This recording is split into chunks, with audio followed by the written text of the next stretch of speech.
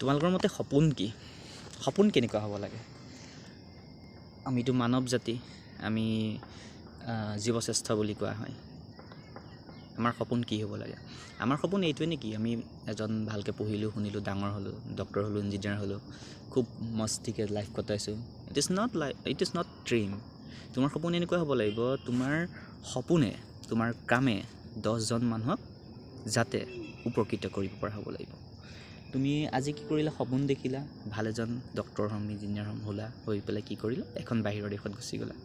তাত গৈ পেলাই তুমি সেইখন দেশৰ কাৰণে কাম কৰিলা। কিন্তু তুমি যিখন দেশত থাকিলা, যিখন দেশত জন্ম হ'লা, যিখন দেশত পঢ়িলা, সেইখন দেশ তুমি পাহৰি গ'লা। তোমাৰ ওচৰত যিখিনি মানুহ আছিল, যিখিনি মানুহে তোমাক আগুৱাই লৈ গ'ল, সেইখিনি মানুহ তুমি পাহৰি গ'লা।